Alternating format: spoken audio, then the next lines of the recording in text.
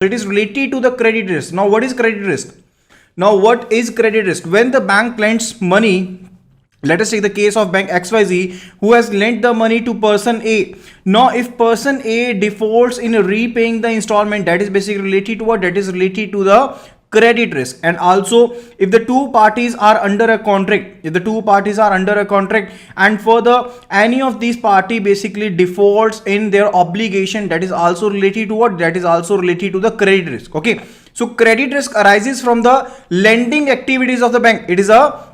It arises in the direct lending activities, when borrower does not pay the installments. So when the amount was lent to the borrower and further the borrower defaulted in the repayment of the account installments, in that particular case, it is said to be what? It is said to be the credit risk. And further, it also rises on account of issuing guarantees or letter of credit, where there is no direct lending but indirect lending is there, because there will be no direct outlay of the funds. But when the liability crystallizes in the future, in that particular case, the bank has to repay the amount to the person in whose behalf the guarantee is given. That is up to the beneficiary. The amount is to be paid by the bank itself. Also, in the case of the letter of credit, this is to be fulfilled, because the issuing bank, that is the opening bank, is basically having an undertaking that each and everything is as per the letter of credit. If there is a complying presentation, in that particular case, the issuing bank will be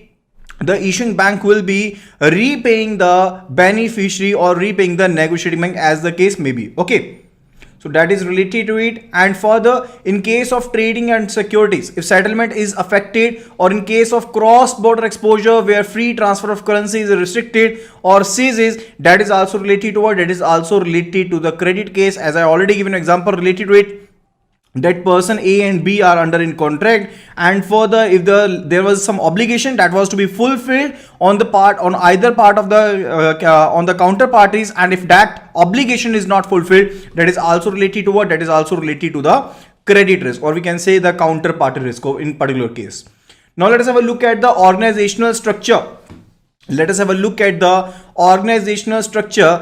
as to achieve the compatibility, because we want to basically want to achieve the corporate objectives, and further we also do to manage the risk also. So the risk and business policies are to be implemented simultaneously in a consistent manner, and further we also went to set the risk limits, as we have already read in the case of the market risk, that different risk limits are to be set up so as to limit our exposure under the case of the credit risk. And also we want to capture the amount of capital that is to be maintained so as to recover from the credit risk if there is any. Okay, and further it is related to the management organization, that would consist of the board of directors, then the risk management committee, CPC, that is a credit policy committee, and CRMD, that is credit risk management department. So four organization structures are there. There is a management organization structure, under which the first tier is related to board of director, second it is related to risk management committee, third one it is related to the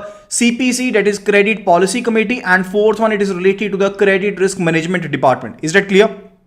Okay, now under the first one, that is a board of directors. Now, as we have already discussed, related to the risk management, the ultimate responsibility is always with the board of directors. So board is basically responsible for articulation of each and every process, procedure, audit process, risk limits, or any review mechanisms, or any models, or any auditing systems. So each and every factor related to the risk management is to be articulated by the board of directors, and further it is the overall responsibility of the board of directors for the management of the risk. Okay, so board decides the level of the credit risk for the bank. So what is our appetite, what maximum risk we can basically absorb, that is also being decided by the board of director. And further, this risk is decided as on whole bank, not on transactional level, but we basically consider the risk is considered by the board of directors on portfolio level. The portfolio level is basically when we consider the whole bunch of loans over there, or whole bunch of bank activities over there, that is related to the portfolio. But when we basically look at just a single loan, that is basically related to a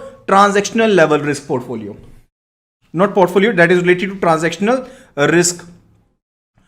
The second one, it is related to risk management committee, and it is basically a board level subcommittee. It is a board level subcommittee, that is a risk management committee. And what it is responsible for? It is responsible for setting up the guidelines for the credit risk management and reporting of the same to the board of directors. And it is also to ensure that the each and every processes which are for the risk management, those are conforming with the policy, those are aligned to the policy. So related to the policy articulation, it is a responsibility of the board of directors that we have already read. Okay, but related to that, what the processes are basically in confirmation of the risk board policy, that is responsibility lying with the risk management committee. And also it sets up the prudential limits and their periodical review too. And further, related to the risk models which have been there, which are basically used over there for the measurement of the risk, what is the robustness related to that? Is it capturing all the risk factors related to the credit risk or not? Okay, and the fifth one, it is related to the ensuring proper manning of for the processes. So these all responsibilities lies with the risk management committee, which is a board level subcommittee. Is that clear? The third one, it is a CPC, which is also termed as a Credit Control Committee, CCC. So CPC is what? CPC is Credit Policy Committee, and it is also called as Credit Control Committee, and it deals with the issues relating to the credit policy and the guidelines. Okay, and so whatsoever the policy procedures and further the policy credit policies there, whether there are any issues related to that particular credit policy or procedures, those are dealt with by the Credit Policy Committee. Okay, so it analyzes and manages and control the credit risk on a bank-wide basis. So it basically analyzes the credit risk on portfolio basis on the bank-wise policy cases, and further it committee also formulates policies on standards for presentation of the credit proposals. So whatsoever the credit proposals are there, whatsoever the rating standards are being implemented by the Reserve Bank of India, whatsoever the benchmarks have been advised by, and further the delegation of powers to the different tier of the officers, prudential limits on large credit exposures, asset concentrations, each and every factor related to the credit portfolio is basically decided by the CPC, that is the Credit Policy Committee. Okay, let me tell you one thing related to that, when we talk about the financial covenant, it is related to terms and conditions of the agreement. So whatever the terms and conditions would be there under the agreement, whenever we sanction the loan to some particular party, we basically execute the documents. Now these particular documents are containing the covenants. Okay, so these are the terms and conditions which are mentioned over there. So these are to be individually decided by the CPC itself. And further, it is related to rating standards. Sometimes basically the banks basically lend based upon the rating standards. So credit rating agencies do rate the different instruments or do rate the different counterparties. So based upon those credit ratings too, we basically lent money to them. In that particular case, what would be the rating standards? Those are also implemented, and whatever the benchmarks, those are to be basically managed, those are to be basically looked into while sanctioning the loan, while loan appraisal, those are also fixed by the CPC itself. And also it is related to asset concentration. Now, what is the term asset concentration? Now, concentration itself is related to that if we are lending based upon only one type of the security. Let us take the case that we are lending only based upon the security based upon shares. So we are basically doing what? We are basically assigning the shares in our name, and further we are basically pledging the shares in our name, and further based upon these shares we are basically lending. Okay, so we are basically have assigned, not basically pledge, we have basically assigned the shares in our name, and further we are lending on particular basis of these shares. In that particular case, we are having concentration more and more on these shares. Let us take the case that the 1,000 of loans have been sanctioned based upon these shares only, and we have not accepted any other asset. Now in this particular case, if the whole economy is down and the whole capital market is down, in that particular case there are very bright chances that we will be facing a adverse portfolio condition, and our risk category will be basically rising up in that particular case. Okay, that is related to what? That is related to the asset concentration.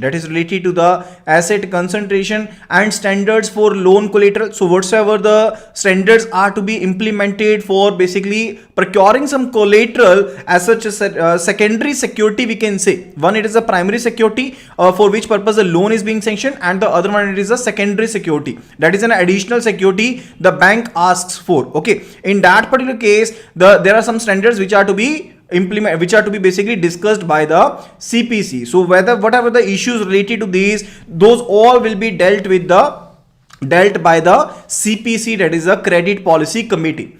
And further, it is related to the Credit Risk Management Department, that is the CRMD. Now CRMD, which is independent of the Credit Administration Department. Now it is independent of the CAD, that is a Credit Administration Department, and enforces and monitors the compliance of the risk parameters, prudential limits set by the CPC. So whatsoever the limits which have been set by the CPC, that is a Credit Policy Committee, these are to be enforced and monitored by the CRMD. And further, it also lays down the risk assessment system. So whatsoever the models which have been implemented over there for the measurement of the risk, for the assessment of the risk system, those are also laid down by the CRMD. And further, it also monitors the quality of the loan portfolio, and further, if there is any deficiency, if there is any problem, it also identifies the same. So whatsoever the related to the capturing of the risk, that is done by the CRMD, and further it is related to the